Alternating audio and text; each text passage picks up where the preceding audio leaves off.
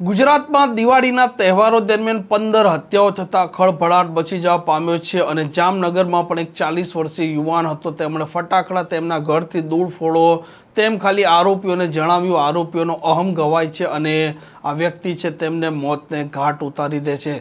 આરોપીઓને પોલીસે દબોચ્યા, ત્યારબાદ ડીવાયએસપીની પ્રતિક્રિયા સામે આવી છે.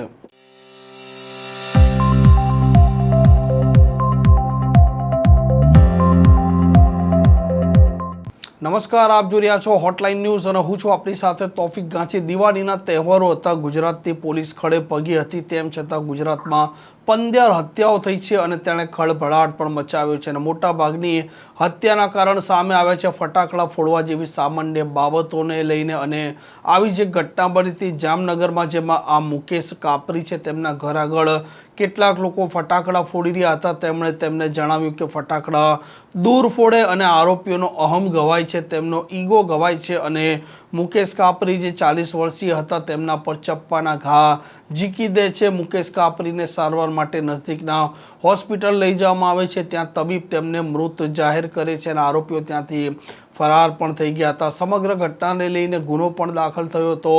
આરોપીઓને પોલીસે દબોચ્યા બાદ ડીવાયએસપીનું નિવેદન સામે આવ્યું છે. ગત તારીખ 21/10/2025ના રાત્રિના આશરે 11:30 થી 12 વાગ્યાના અરસામાં Jamnagar city C division police સ્ટેશનના અંધાશ્રમ આવાસ વિસ્તારમાં એક હત્યાનો બનાવ બનેલો હતો. જે બનાવની વિગત મુજબ આ બનાવમાં જે ઈજા પામનાર જે શાહિદ છે રવિ,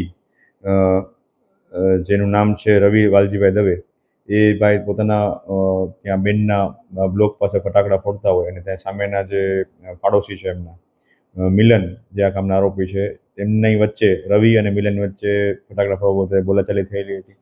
અને આ બોલાચાલી દરમિયાન જે આ કામના મરણ જનાર છે મુકેશ ઉર્ફે કાનો કરસનદાસ કાપડી, એમના દ્વારા આ મિલનને અને મિલનના ફાધર જે છે રમેશભાઈ ગુજરિયા, એમને સમજાવવામાં આવેલા હતા અને આ બાબતની બોલાચાલી આગળ વધી હતી.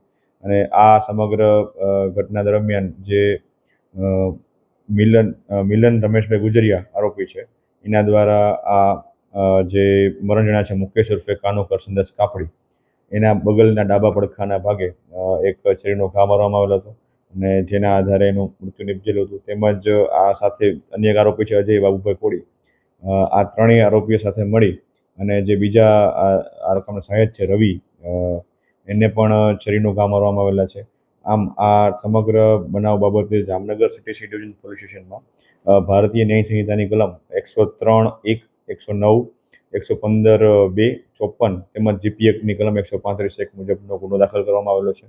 જેમાં આ ત્રણેય આરોપી જે છે રમેશભાઈ ગુજરિયા, મિલન રમેશ ગુજરિયા અને અજય બાબુભાઈ કોળી, આ ત્રણેય આરોપીને હાલ હસ્તગત કરી અને આગળ એમને એરેસ્ટ કરવાની કાર્યવાહી હાલ ચાલુમાં છે અને સમગ્ર તપાસ હાલ સિટી સી ડિવિઝન પોલીસ સ્ટેશનમાં ચાલુ છે.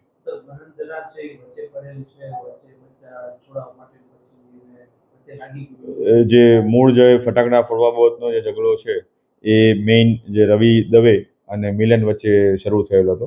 ત્યારબાદ આ ઝઘડામાં બીજા બધા ઇન્વોલ્વ. આમ ડીવાયએસપી જયવીરસિંહ ઝાલાએ જણાવ્યું તે મુજબ ફટાકડા ફોડવા જેવી બાબતોમાં આ હત્યા થઈ છે અને આ જે આરોપીઓ છે તેમને અત્યારે દબોચી પણ લેવામાં આવ્યા છે અને કાયદેસરની કાર્યવાહી પણ હાથ ધરવામાં આવી છે. આ પ્રકારના સમાચાર પ્રકારના અહેવાલ માટે હોટલાઇન ન્યૂઝ ડે ચેનલને લાઇક, શેર અને સબસ્ક્રાઇબ કરવાનું ભૂલતા નહીં. નમસ્કાર. આવા પ્રકારના વિડીયો તમને જોવા ગમતા હોય તો હોટલાઇન ન્યૂઝ ચેનલને લાઇક, શેર અને સબસ્ક્રાઇબ કરો.